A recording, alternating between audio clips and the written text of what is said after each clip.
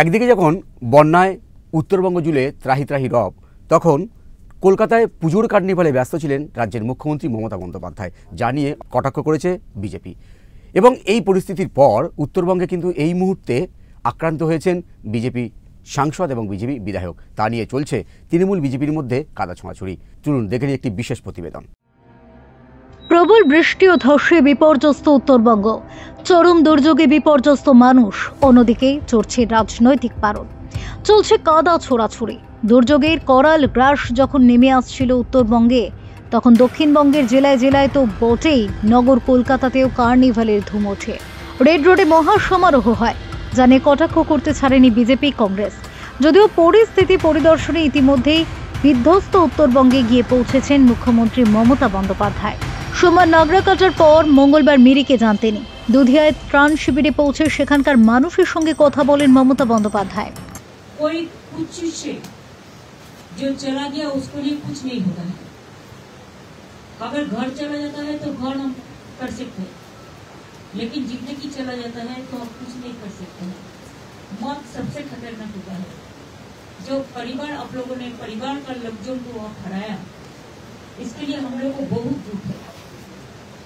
लेकिन तब भी देखिए, जो चला जाता है उसको बाप भी कुछ पड़ा रहता है, उसको देखभाल करने के लिए तो कुछ जरूरत होता है। इसी के लिए हमने जो डिसाइड किया है, with in 1 month including Canada that part, जिसको डेथ हो गया उसका परिवार को एक हम स्पेशल होम गार्ड में नौकरी देंगे। इसमें एजुकेशनल क्वालिफिकेशन के लिए, हाइट के लिए आप लोग चिंता मत करो, स्पेशल कंसेशन है, रीड एंड राइट होने से हो जाएगा। कि बहुत सारे हैं जो गरीब लोग हैं जिसको पास एजुकेशन का डिग्री नहीं होता है, लेकिन वो कैसे करें, किसको हाइट भी छोटा है। हम देवसा पाथवी में भी किया, बहुत सारे डिजास्टर में हम किया। डिजास्टर के लिए ये हमारा स्पेशल है। जो विक्टिम्स परिवार है, हम 5 लाख करके जो चेक देने का हमारा कमिटमेंट था, वो हम जो परिवार लोग आए हैं उसको हाथ में हम हैंड ओवर करने जा रहा है। DM must mention the name of the victims and their পরিবার name। এই ইস্যুতে ইতিমধ্যে উত্তাল রাজ্য রাজনীতি।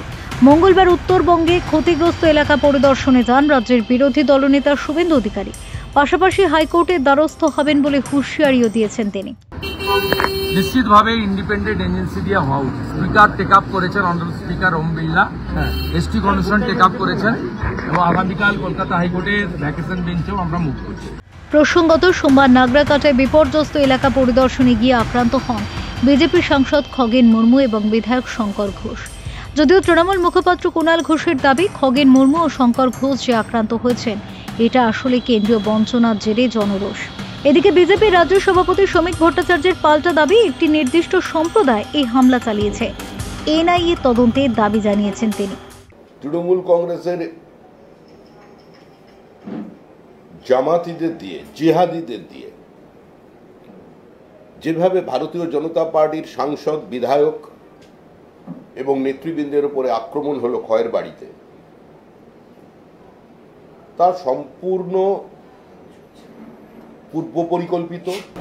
গতকালকের ঘটনার পর এখন পর্যন্ত কাউকে গ্রেপ্তার করার, আমরা এই ঘটনার জন্য NIA তদন্তের দাবি করছি। যারা গতকাল এই কাণ্ড ঘটিয়েছেন তারা পাতালেও যদি ঢুকে থাকে, তাদের আমাদের সরকার আইনি ব্যবস্থার মধ্যে দিয়ে তাদের টেনে বার করবে। যদিও মঙ্গলবার আহত বিজেপির সাংসদ খগেন মুর্মুকে হাসপাতালে দেখতে পৌঁছন মুখ্যমন্ত্রী, তবে এর পিছনে রাজনীতি দেখছে বিজেপি। আদিবাসী ভোট ব্যাংকের কথা মাথায় রেখে খগেন সাক্ষাতে মুখ্যমন্ত্রী। ইতিমধ্যেই বিজেপি নেতা আক্রান্ত হওয়ার পর রাজ্যের আইন শৃঙ্খলা নিয়ে প্রশ্ন তুলেছেন প্রধানমন্ত্রী নরেন্দ্র মোদী। যদিও প্রধানমন্ত্রীর এই বক্তব্যে রাজনীতি দেখছে তৃণমূল। বিজেপির সূত্রে খবর, বুধবার উত্তরবঙ্গে যাবেন কেন্দ্রীয় স্বরাষ্ট্রমন্ত্রী অমিত শাহ। তবে রাজনীতি মহলের ব্যাখ্যা, এই পরিস্থিতিতে রাজনৈতিক রেষারেষি সরিয়ে রেখে বিপন্ন মানুষের পাশে দাঁড়ানো উচিত। ব্যুরো রিপোর্ট, ওঙ্কার বাংলা। উত্তরবঙ্গের এই বিষয়টি নিয়ে সাধারণ মানুষ কি মনে করছেন? এই দুর্যোগের মধ্যে গিয়ে কি রাজনীতিটা কতটা সমর্থনযোগ্য, কি মনে করছেন সাধারণ মানুষ? সবারই এগিয়ে আসা উচিত, সবারই দাঁড়ানো তো উচিত। রাজনীতি তো পরে, আগে তো মানুষের সেবা করাটাই তো ধর্ম, রাজনীতি তো পরে। মানুষকেই হেল্প করা দরকার, মানুষ তো মানুষ, আসলে মনুষ্যত্ব বোধ আমাদের যতদিন না কাজ করবে আমরা এখানেই দাঁড়িয়ে থাকবো। হ্যাঁ, সেটা একদম এখন কোনো রাজনীতি চলবে না, ওদের বিপদে ওদের দ্বারা এখন ওরা মরে যাচ্ছে, বেঁচে যাচ্ছে ওদের সামনে। এগুলো উচিত না, রাজনীতি করা উচিত না, একদম রাজনীতি করা উচিত না। হ্যাঁ অবশ্যই দাঁড়ানো তো অবশ্যই উচিত। যা বৃষ্টি বাদল বা ইয়ে হচ্ছে, যা মারামারি হচ্ছে, এতে তো লোকের জন্য দাঁড়ানো দরকার। ও তো বদমাইশি ছাড়া আর কি, ওর কি তো কাজ করে নাকি, ওই তো আর কি বলবো, কাজ করার কোনো মনোভিজ্ঞতা নেই ওদের, তো কাজই হচ্ছে ওই রকম বদমাইশি মারামারি করা, এই সমস্ত কাজই আর কি। আর কি করা যাবে, করার কিছু নেই। সবারই এগিয়ে আসা উচিত, সবারই, মানে এই বিপর্যয় মানে সবারই বিপদ, সেই হিসাবে মানুষ হিসাবে মানুষের মানবিকতার জন্য এটা করা উচিত আমি মনে করি। আমি কোনো রাজনীতির মধ্যে নয়, মানে সব কিছুর মধ্যে মানুষ আগে রাজনীতি যারা বিজেপি করে তারাও মানুষ, যারা তৃণমূল করে তারাও মানুষ, সিপিএম তারাও মানুষ, আমরাও মানুষ হিসাবে তাদের দায়িত্ব। মানে এটা তো একদম সর্বৈব সত্য যে এখানে রাজনীতির কোনো জায়গা নেই, পলিটিক্যাল পার্সন আমরা, এটা উচিত সবাইকে দাঁড়ানো তো উচিত। রাজনীতি তো পরে, আগে তো মানুষের মানে সেবা করাটাই তো ধর্ম, রাজনীতি তো পরে, আর দাঁড়ানো তো উচিত। এখন না দাঁড়ালে এখন তো আমাদের কিছু করার নেই, আমরা সাধারণ মানুষ কি করবো আর। আমার তো মনে হয় দাঁড়ানো উচিত মানুষের পাশে, বিজেপি হোক, তৃণমূল হোক, সিপিএম হোক, যেই হোক। আমি রাজনীতিটা করি না, বুঝিও না, তো রাজনীতি সরিয়ে রেখে বলছি মানুষের পাশে সবসময় বিপদের পাশে দাঁড়ানো উচিত সবারই। মানুষ তো মানুষ, আসলে মনুষ্যত্ব বোধ আমাদের যতদিন না কাজ করবে আমরা এখানেই দাঁড়িয়ে থাকবো। এগোতে গেলে মনুষ্যত্ব বোধ আমাদের কাজ করাতে হবে, এটা শুধু কোনো পার্টি বিশেষে নয়। আজকে অ্যাজ এ হিউম্যান বিং আমি বলছি, আমাদের হয়তো ওইখানে গিয়ে ওই কাজ করা সম্ভব না, কিন্তু যাদের সম্ভব তারা পাশে গিয়ে দাঁড়ানো অবশ্যই উচিত। আমরা হয়তো আর্থিক সাহায্য কিছু করতে পারি কোনো ডোনেশনের মাধ্যমে, কিন্তু আমাদের সবার পক্ষে গিয়ে ওখানে হেল্প করা আমাদের পক্ষে সম্ভব নয়। কিন্তু যারা আমাদের মাথারা রয়েছেন, সে যে পার্টি হোক না কেন, তাদের উচিত ওখানে গিয়ে দাঁড়ানো। আমরা তাদেরকে তো নির্বাচন করি সেই কারণেই যে আমাদের হয়ে উনি সেই কাজগুলো করবেন, সেই জন্যই নির্বাচন করা। আমাদের পক্ষে তো সম্ভব না, 130 কোটি 150 কোটি মানুষের পক্ষে সম্ভব না। তারা যে লোক নির্বাচন করে তাদের তো আমাদের কাজগুলো করা উচিত। তো আমরা মানে চাইবো যে তারা এই কাজগুলো করুক। এখন না করলে সেটা তো এখন আমাদের কিছু করার নেই। আসবে ভোট, আমরা নির্বাচন করব, দেবো, আবার যা আছে তাই আছে, আমাদের যেরকম চলছে সেরকমই চলবে, মেনে নিতে হবে। মানুষকেই হেল্প করা দরকার, নাকি এখানে পলিটিক্যাল কোনো কথাবার্তা বলা দরকার যে আমরা সবাই মিলে মানুষের পাশে যতটা দাঁড়াতে পারি ততটাই ভালো, চাই সে যেই হোক না কেন, যে পার্টিরই লোক হোক না কেন, যাই হোক না কেন। আমরা চাই তৃণমূল করি, চাই বিজেপি করি, আমাদের কাজ হচ্ছে এখন ত্রাণে হেল্প করা। নমস্কার, ওঙ্কার বাংলায় আপনাদের স্বাগত। আমি আপনাদের সঙ্গে বিশ্বজিৎ। আর আজকের বাংলার রাজনীতি অনুষ্ঠানে আজকের আমাদের আলোচনার বিষয় দুর্যোগে রাজনীতি। একদিকে যখন উত্তরবঙ্গে সাধারণ মানুষ বন্যায় ত্রাহি রব, অন্যদিকে তখন তৃণমূল বিজেপির মধ্যে চলছে রাজনৈতিক কাদা ছোঁড়াছুড়ি। ঠিক এই বিষয়টা আমরা আলোকপাত করতে চাইছি। এই মুহূর্তে আমার সঙ্গে স্টুডিওতে উপস্থিত রয়েছেন বিখ্যাত সাংবাদিক ও রাজনৈতিক বিশ্লেষক অর্কপ্রভু সরকার। দাদা, আপনাকে ওঙ্কারে স্বাগত। একদিকে আমরা দেখলাম যখন উত্তরবঙ্গ বন্যায় বিপর্যস্ত সাধারণ মানুষের মধ্যে ত্রাহি রব, তখন রাজ্য সরকারের উদ্যোগে কলকাতায় চলল পুজোর কার্নিভাল, এবং সেখানে মমতা বন্দ্যোপাধ্যায় সপারিষদ উপস্থিত থাকলেন। এবং তারপর আজকের এই যে উত্তরবঙ্গের যে রাজনীতি চলছে, কাদা ছোঁড়াছুড়ি চলছে, একটা রাজনৈতিক বিষয়টা কী মনে হচ্ছে? উত্তরবঙ্গের মানুষ তৃণমূলকে এবার প্রত্যাখ্যান করবে। তৃণমূল অভাবনীয় বিপর্যয়ের মুখে দাঁড়িয়ে আছে। আগের বার 24টা আসন পেয়েছিল, হতে পারে সিঙ্গেল ডিজিটে নেমে যাবে। মালদা জেলাতে তৃণমূল খাতা খুলতে পারবে না।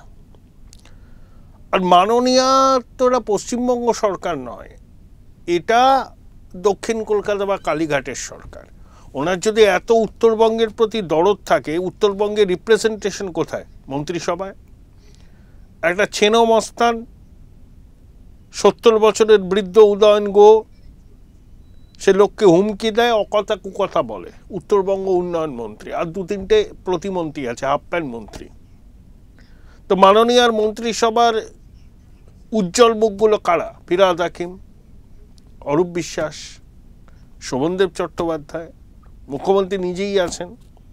সর্বোচ্চ ওনার কালীঘাটের বাড়ির 4-5 কিলোমিটারের মধ্যে। এ তো পশ্চিমবঙ্গ সরকার নয়, এটা কালীঘাটের সরকার। উত্তরবঙ্গের জন্য ওনার এত দরদ।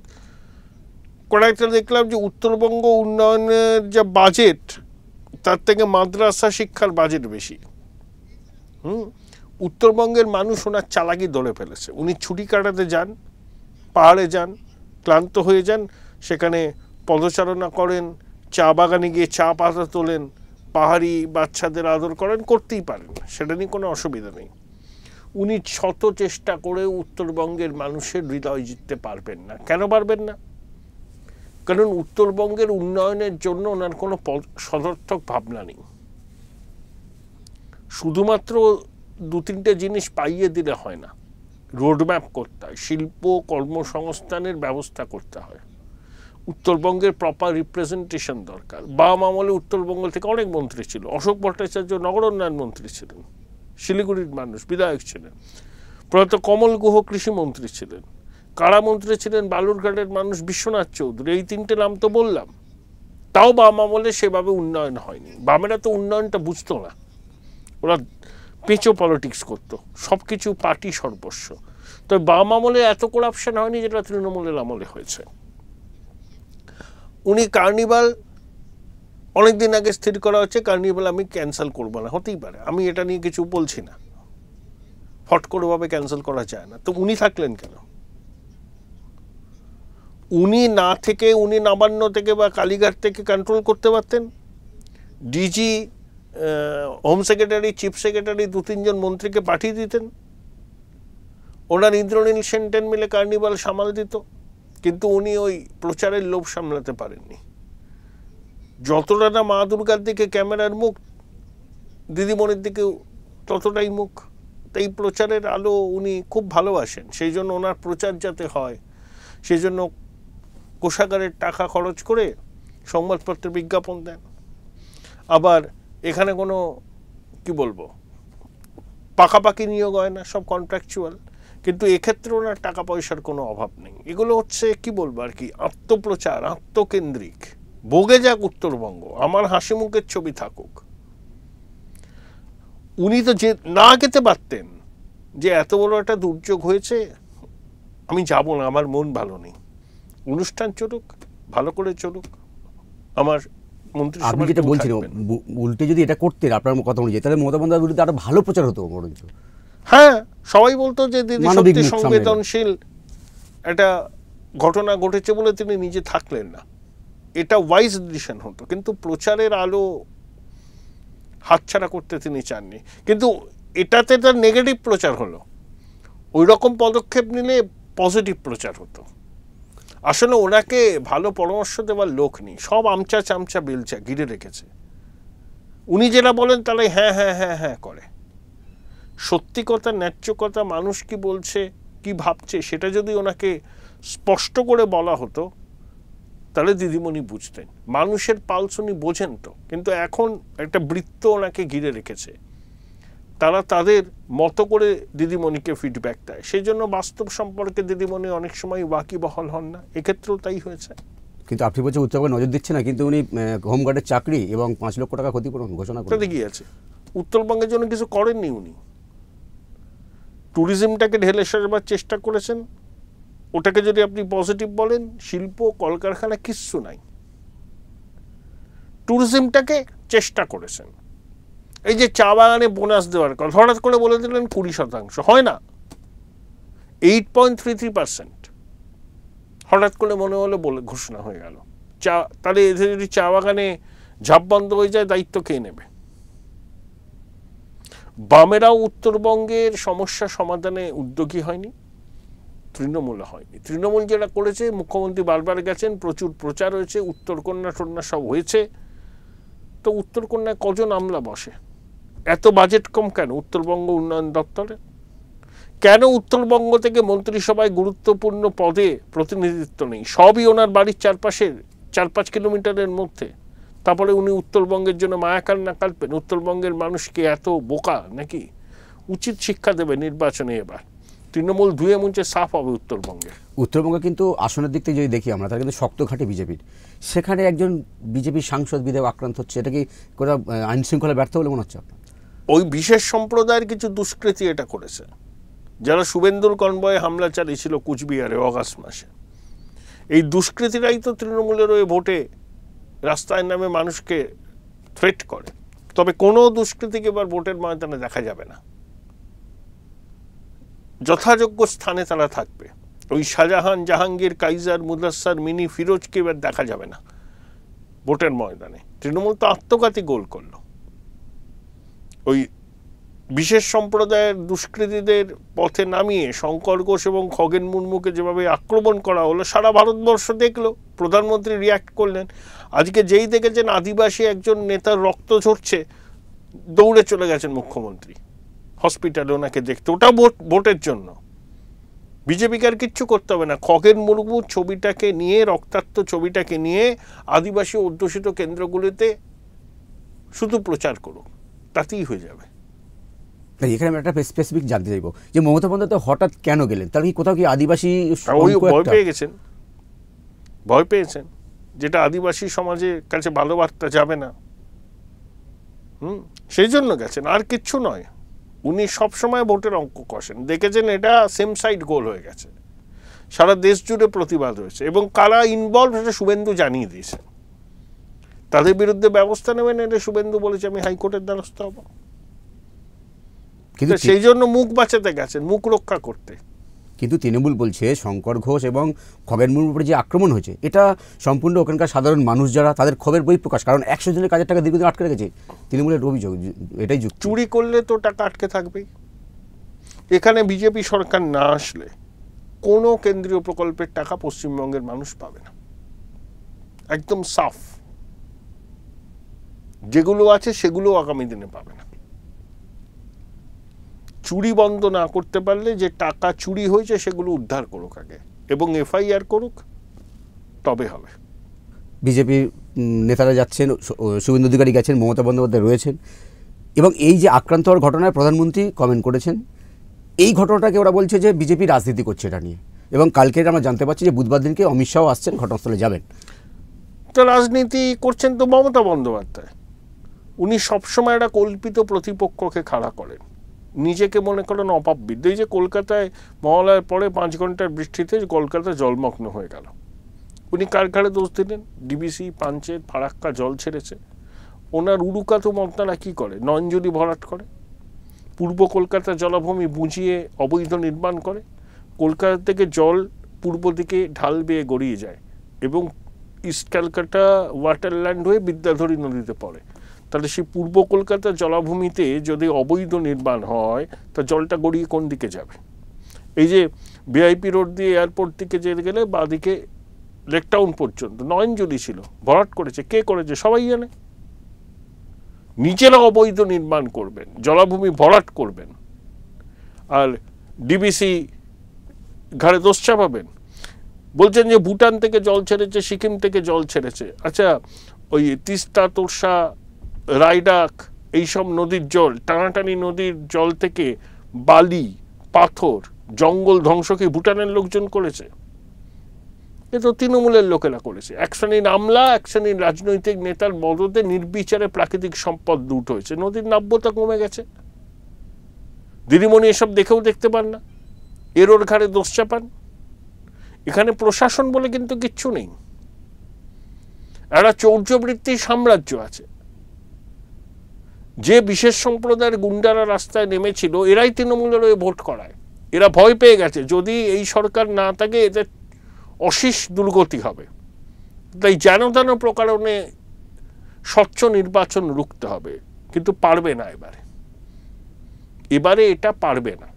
মানুষ এবার তাদের গণতান্ত্রিক অধিকার প্রয়োগ করবে। বিজেপির পক্ষ থেকে অভিযোগ করা হচ্ছে যে এত বড় একটা ঘটনা, যেখানে একজন বিধায়ক, একজন সাংসদ আক্রান্ত হলেন, একজনও কেউ গ্রেপ্তার হলেন না, মমতা বন্দ্যোপাধ্যায় সেই বিষয়ে পুলিশে কিছু বললেনই না, সেই জন্য বিজেপির পক্ষ থেকে এনআইএ তদন্তের দাবি করা হচ্ছে। আরে উনি কি বলবেন? উনি তো পুলিশকে দলদাস হিসাবে তৈরি করেছেন।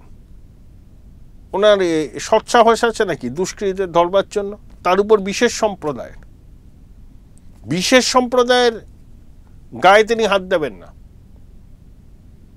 তাদের জন্য একদম খোলা মাঠ রেখেছেন।